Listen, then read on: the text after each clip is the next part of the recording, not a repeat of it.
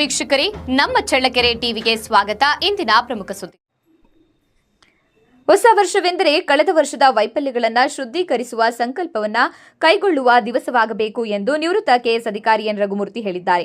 ಅವರು ಇಂದು ನಾಯಕನಹಟ್ಟಿ ಪಟ್ಟಣದ ನಾಗರಿಕರು ಮತ್ತು ಹಟ್ಟಿಮಲ್ಲಪ್ಪ ನಾಯಕ ಸಂಘದ ವತಿಯಿಂದ ಹೊಸ ವರ್ಷದ ಅಂಗವಾಗಿ ಏರ್ಪಡಿಸಿದ್ದ ಸಮಾರಂಭದಲ್ಲಿ ಮುಖ್ಯ ಅತಿಥಿಗಳಾಗಿ ಮಾತನಾಡಿ, ಹೊಸ ವರ್ಷವೆಂದರೆ 2025ರಲ್ಲಿ ಕೈಗೂಡದ ಕೆಲವು ಸಂಕಲ್ಪದ ಕೆಲಸಗಳನ್ನು ಕೈಗೊಳ್ಳುವ ದಿನವಾಗಿರುತ್ತದೆ.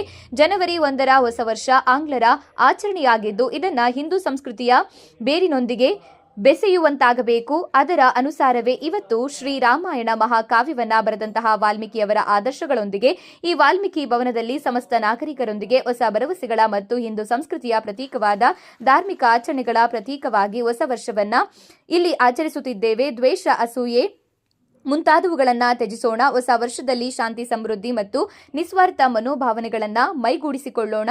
ಇಡೀ ಕ್ಷೇತ್ರದ ಪ್ರತಿಯೊಬ್ಬರೂ ಕೂಡ ಹೊಸ ವರ್ಷದಲ್ಲಿ ನಗು, ನೆಮ್ಮದಿ ಮತ್ತು ಸಾಧನೆಗಳ ಭಾರವನ್ನ ಹೊತ್ತು ಇದರ ಬಾಹುಗಳು ಮುಗಿಲು ಮುಟ್ಟುವಂತಿರಬೇಕು ಎಂದು ಆಶಿಸಿದ್ದಾರೆ. ಇದೇ ಸಂದರ್ಭದಲ್ಲಿ ಮಾಜಿ ಜಿಲ್ಲಾ ಪಂಚಾಯಿತಿ ಸದಸ್ಯರು ಹಾಗೂ ಹಟ್ಟಿ ಮಲ್ಲಪ್ಪ ನಾಯಕ ಸಂಘದ ಅಧ್ಯಕ್ಷರಾದ ಪಾಟೇಲ್ ಜಿ ತಿಪ್ಪೇಸ್ವಾಮಿ ಯತ್ನಹಟ್ಟಿಗೌಡರು ಮಾತನಾಡಿದರು. ಇದೇ ಸಂದರ್ಭದಲ್ಲಿ ಸಮಾಜದ ಮುಖಂಡರಾದ ಕಾಕಸೂರಯ್ಯ, ಬಸಪ್ಪ ನಾಯ್ಕ ಇವರುಗಳು ಮಾತನಾಡಿದ್ರು. ಸಮಾಜದ ಎಲ್ಲರೂ ವಾಲ್ಮೀಕಿ ಭಾವಚಿತ್ರಕ್ಕೆ ಮತ್ತು ಪ್ರತಿಮೆಗೆ ಮಾಲಾರ್ಪಣೆ ಮಾಡಿ ಕೇಕ್ ಕತ್ತರಿಸಿ ಸಂಭ್ರಮ ಆಚರಿಸಿದ್ದಾರೆ.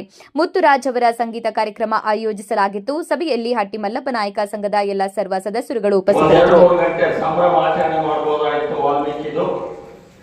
ಸಂಭ್ರಮದಲ್ಲಿ ನಾವೆಲ್ಲ ಜನ ಸೇರಿಸಿ ಹೆಣ್ಣುಮಕ್ಕಳು, ಗಂಡು ಮಕ್ಕಳು, ಯುವಕರು, ವಿದ್ಯಾರ್ಥಿಗಳು ಎಲ್ಲರೂ ಸೇರಿ ಸಂಭ್ರಮ ಆಚರಣೆ ಮಾಡುವ ಮುಂದಿನ ವರ್ಷ ಮಾಡೋಣ. ಇವತ್ತಿನ ಸಣ್ಣ ಕಾರ್ಯಕ್ರಮವನ್ನೆಲ್ಲ ಪ್ರಾರಂಭ ಮಾಡಿಸಿದ್ವಿ. ಇದನ್ನ ಈ ವರ್ಷ ಆಚರಣೆ ಮಾಡಿರ್ತಕ್ಕಂಥ ಈ ಕಾರ್ಯಕ್ರಮವನ್ನು ನಾವು ಇಲ್ಲಿ ಈ ಮುಂದಿನ ವರ್ಷ ನಾವೆಲ್ಲರೂ ಇಲ್ಲಿ ಸೇರಿದ್ದೀವಿ. ಮುಂದಿನ ವರ್ಷ ನಾವು ದೇವರು ಪರಮಾತ್ಮ ನಮಗೆ ಆಯಸ್ ಎಲ್ಲವರೆಗೂ ಕೊಡ್ತಾನೋ ಅಲ್ಲಿವರೆಗೂ ನಾವು ಒಳ್ಳೆ ಕೆಲಸ ಮಾಡೋಂಥ ಒಂದು ಪ್ರಯತ್ನವನ್ನು ಮಾಡಬೇಕು. ಇವತ್ತಿದ್ದ ನಾಳೆ ಇತ್ತು, ಮುಂದಿನ ವರ್ಷ ಇರ್ತೋ ಇರೋದಿಲ್ವೋ ಆ ಸಂಭ್ರಮಕ್ಕೆ ನಾವೆಲ್ಲರೂ ಹಂಚಿಕೊಡ್ಬೇಕು. ನಾವು ಇವತ್ತಿನ ದಿವಸ ಎಲ್ಲ ಯಾಕೆ ಸೇರಿದ್ವಪ್ಪ ಅಂದ್ರೆ ನಮ್ಮ ಸಮಾಜದ ಮುಖಂಡರು, ಎಲ್ಲ ಜಾತಿ ಜನಾಂಗದವರ ವಿಶ್ವಾಸ, ಪ್ರೀತಿಯನ್ನು ಬೆಳೆಸಿ ಮಾಡ್ತಕ್ಕಂಥ ಕಾರ್ಯಕ್ರಮ ಯಶಸ್ವಿ ಆಗಬೇಕು. ಮುಂದಿನ ಪೀಳಿಗೆ ಅದು ಮಾದರಿ ಆಗಬೇಕು. ಮುಂದಿನ ಪೀಳಿಗೆ ಮಾದರಿ ಆಗ್ಬೇಕಂದ್ರೆ ನಾವು ಮಾಡ್ತಕ್ಕಂಥ ಒಂದು ವರ್ಷಕ್ಕೆ ನಾವೇನ್ ಕೆಲಸ ಮಾಡ್ತಾ ಇದೀವಿ, ಬರೀ ಬದುಕಿನ ಒಂದೇ ವೃತ್ತಿ ಅಲ್ಲ. ವಿದ್ಯಾಭ್ಯಾಸ ಇರ್ಬೋದು, ಮಕ್ಕಳ ಕಡೆ ಚಿಂತೆ ಇರ್ಬೋದು, ವ್ಯವಸಾಯದ ಚಿಂತೆ ಇರ್ಬೋದು.